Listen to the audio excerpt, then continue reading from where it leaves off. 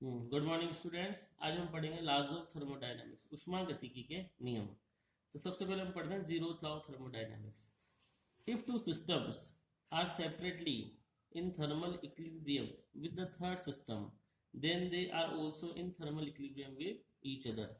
यदि दो निकाय अलग अलग रूप से किसी तीसरे निकाय से तापीय संतुलन की अवस्था में हैं, तो वे दोनों निकाय भी एक दूसरे से तापीय संतुलन की अवस्था में होंगे।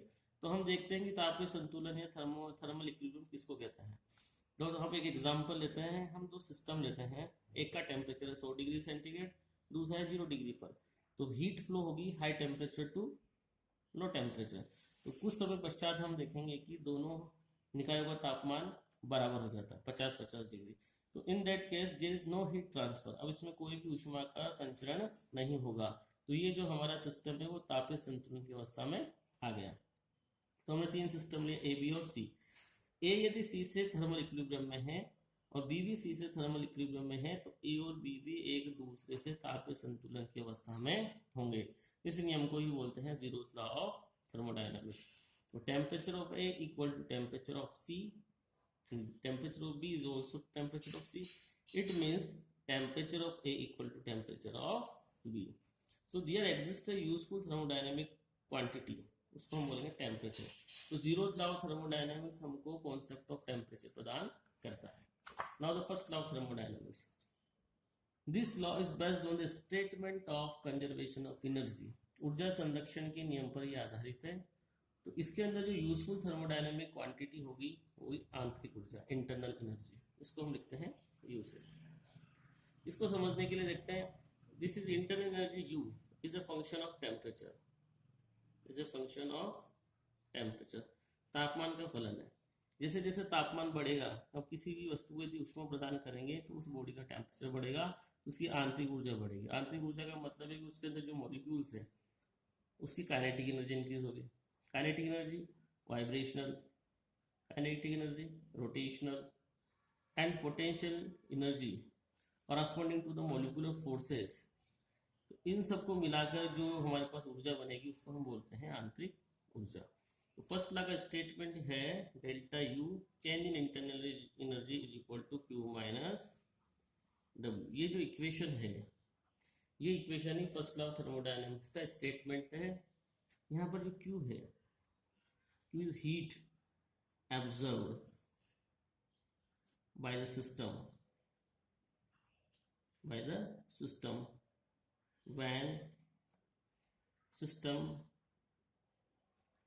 changes its state from initial state I to final state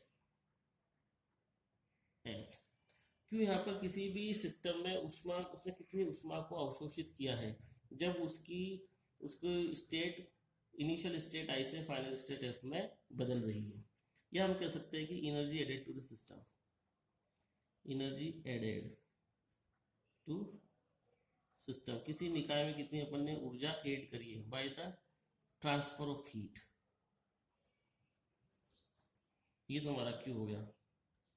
now W क्या है, वर्क डन बाय सिस्टम, निकाय के द्वारा किया गया कार्य, वर्क डन बाय सिस्टम। और we can say that energy given up by the system in performing work.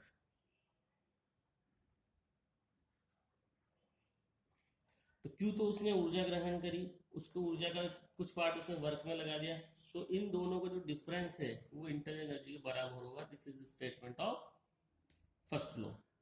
तो delta U is change in internal energy, change in internal energy, आंतरिक ऊर्जा में परिवर्तन। This is U F minus U I, final minus initial.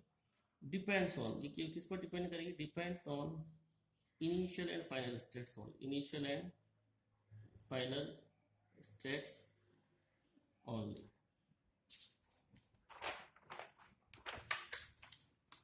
So delta U equal to Q minus W. This is the statement of first law of thermodynamics. यदि हमारे पास जो change है बहुत ही छोटा है, इनफाइनाइटेसिमल है, तो उस स्थिति में यदि ऊर्जा ग्रहण की वो भी बहुत इनफाइनाइटेसिमल है, तो वर्क डन भी इनफाइनाइटेसिमल है, और तो चेंज इन इंटरनल एनर्जी बहुत छोटा होगा, तो उस स्थिति में जो इक्वेशन 1 है वो हो जाएगी D U equal to D Q minus D W, और D Q equals to D U plus D W. This is also the first law of thermodynamics. This is equation, or this is conservation of energy. Conservation of energy. Thanks. अब हम पढ़ेंगे next class में second law and third law.